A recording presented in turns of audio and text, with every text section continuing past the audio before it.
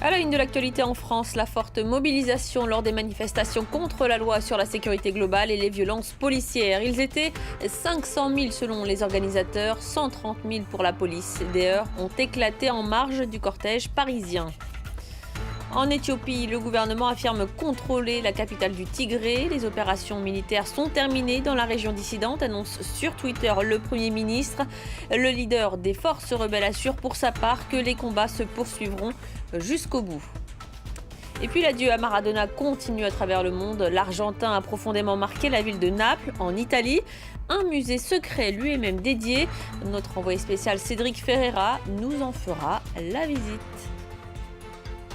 Bonjour à tous, soyez les bienvenus dans ce journal. Ils ont été nombreux ce samedi à dire non à la loi sur la sécurité globale, mais aussi à dénoncer les violences policières. Les marches des libertés ont rassemblé des dizaines de milliers de personnes à travers la France. À Paris, les organisateurs dénombrent pas moins de 200 000 personnes. Le ministère de l'Intérieur évoque quant à lui 46 000 manifestants. En fin d'après-midi, des affrontements ont éclaté. Le résumé de la journée avec Serine Bey.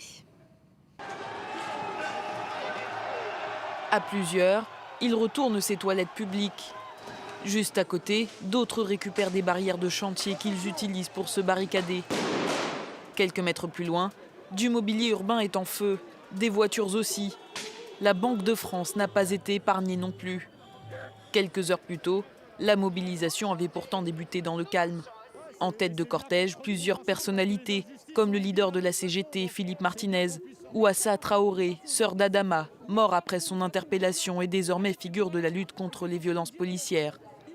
Tous protestent contre la loi sécurité globale et en particulier contre l'article 24 qui prévoit de restreindre la possibilité de filmer les forces de l'ordre. On est dans le fait de vouloir réduire au maximum la capacité des citoyens et avec eux des journalistes de rendre compte des violences policières lorsqu'elles interviennent. Donc il y a une confusion volontaire de la part des politiques sur ce sujet, de laisser croire qu'en faisant adopter ce texte, on protégera les fonctionnaires de police. Une mobilisation plus forte que samedi dernier. En cause, 2 événements qui ont eu lieu cette semaine.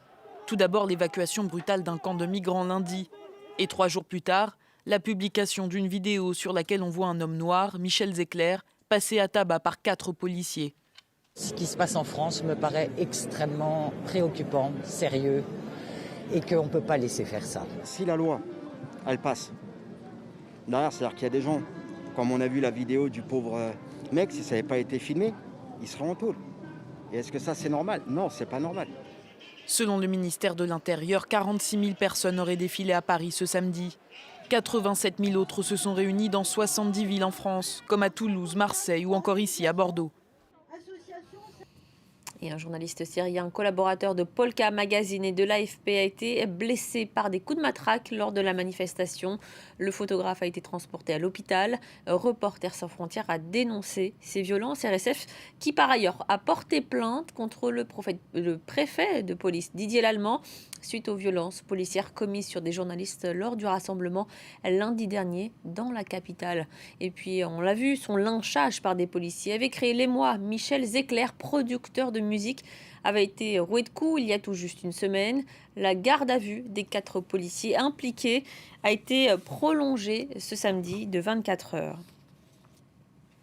Et c'était ce samedi le début de l'allègement du confinement en France. Les commerces ont rouvert. Il faut dire que la période avant les fêtes de Noël est cruciale. Coiffeurs, fleuristes ou encore libraires ont pu accueillir de nouveau du public avec un protocole sanitaire renforcé. Johanna Citruc. 3, 2, 1, ouverture du printemps. C'est sous les applaudissements des employés que les premiers clients ont été accueillis. À peine entrés, tous doivent passer par la case gel hydroalcoolique avant de pouvoir s'aventurer dans les rayons de ce grand magasin parisien.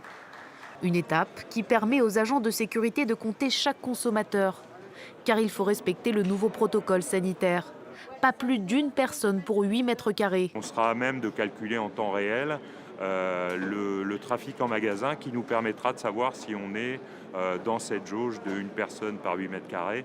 Mais ces contraintes, les professionnels s'en accommodent, car ils sont avant tout soulagés de pouvoir reprendre du service Et ce ne sont pas leurs clients qui diront le contraire. Voilà, bon, ça me rend hystérique. En 2 mots, je suis très contente de pouvoir ressortir. Ressortir, mais surtout renflouer leurs caisses. Voilà l'objectif des commerçants après quasiment 1 mois de fermeture. Certains ont d'ailleurs toujours du mal à comprendre pourquoi ils avaient dû arrêter leur activité. Là, pour le coup, pour cette fermeture-là, oui, il était temps de reprendre, mais on se demande même pourquoi on a fermé, en fait. On faisait vraiment attention sur les protocoles, on n'avait aucun problème. Malgré tout, ce coiffeur est ravi de pouvoir rouvrir, ce qui n'est pas le cas de tous les établissements. Les cafés, les bars, les restaurants ou encore les salles de sport devront patienter au moins jusqu'au 20 janvier. En attendant, ces professionnels pourront recevoir des aides, jusqu'à 200 000 € par mois. Allez, dans le reste de l'actualité, au Burkina Faso, le président réélu va devoir composer avec les partis d'opposition. Roch Marc Christian Kaboré n'a pas décroché de majorité législative, c'est ce que vient d'annoncer la commission électorale. Le président Kaboré a été réélu dès le premier tour jeudi. L'opposition, qui avait menacé de ne pas reconnaître le résultat dénonçant des fraudes massives, a pris acte de l'annonce. En Éthiopie, le gouvernement annonce la réussite des opérations militaires au Tigré. La capitale, Mekele, serait désormais contrôlée par les forces gouvernementales. Les rebelles du TPLF se disent déterminés à aller jusqu'au bout. Serine Bey. Des soldats éthiopiens qui prennent la direction de Mekele, la capitale de la région dissidente du Tigré. Des images filmées ces derniers jours, avant l'annonce ce samedi par le chef de l'armée du contrôle total de Mekele par le gouvernement. Nous avons planifié la prise de contrôle de Mekele, sans aucun dégât. Et cet après-midi, nous contrôlons complètement Mekele. Une information confirmée par le Premier ministre éthiopien Abiy Ahmed dans un communiqué. Il avait auparavant lancé un ultimatum au leader du Front de libération du peuple du Tigré. Déposer les armes, sous peine de voir l'armée donner l'assaut sur Mekele, une ville de 500 000 habitants. Le Premier ministre a ajouté que des milliers de soldats retenus en otage avaient pu être libérés dans une base militaire de la région dissidente. Des informations qui n'ont pas été confirmées par les forces rebelles du Tigré. Les combats ont commencé il y a 3 semaines, le 4 novembre. Le pouvoir fédéral avait alors lancé l'offensive et coupé toutes les télécommunications dans la région, rendant difficile à vérifier la moindre information en provenance du Tigré. Depuis, des milliers de personnes auraient été tuées et au moins 43 000 réfugiés auraient fui vers le Soudan. La planète foot pleure toujours la disparition de Maradona. L'Argentin était non seulement vénéré dans son pays, mais aussi à Naples, là où il a fait la démonstration de ses talents à la fin des années 80. Certains de ses proches lui ont même dédié un musée secret entièrement à sa gloire, avec des objets mythiques. Notre envoyé spécial Cédric Ferreira nous les fait découvrir. C'est un endroit caché et seulement connu par le bouche à oreille ici à Naples. C'est même dans un sous-sol d'un petit bâtiment. Et lorsque vous voyez à l'entrée ces autocollants San Diego, vous comprenez, vous allez mettre les pieds. Si vous aimez le football, c'est un endroit incroyable rempli de reliques. Mais si vous aimez Diego Maradona, alors préparez-vous, ceci est un sanctuaire.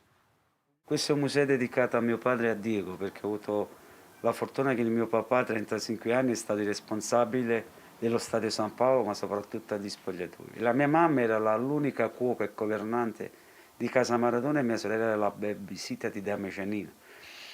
E sono tutti ricordi che lui ha regalato a me e alla mia famiglia. Per me Maradona, io ho perso un fratello, mamma ha perso un figlio.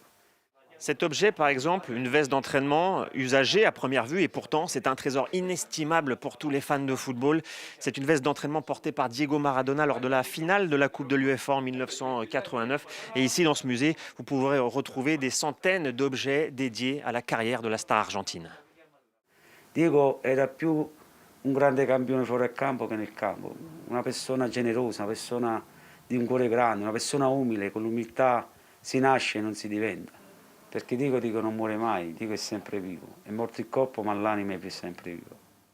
Dans un musée dédié au football, il y a forcément des ballons et celui-ci a été utilisé en 1987, année du premier titre de champion d'Italie pour Naples et Diego Maradona. Il y a aussi cette chaussure, un véritable trésor, le pied gauche de Diego Maradona. Cette chaussure portée lors de la demi-finale de la Coupe du Monde 1986 face à la Belgique. Des objets que vous pouvez admirer dans ce musée, des visites gratuites, mais vous pouvez laisser aussi un nom en faveur d'une association aidant les plus défavorisés. Peut-être qu'un jour, d'ailleurs, ces objets, vous pourrez les admirer dans le futur stade Diego Maradona. C'est en tout cas le souhait du gérant Massimo Vignati.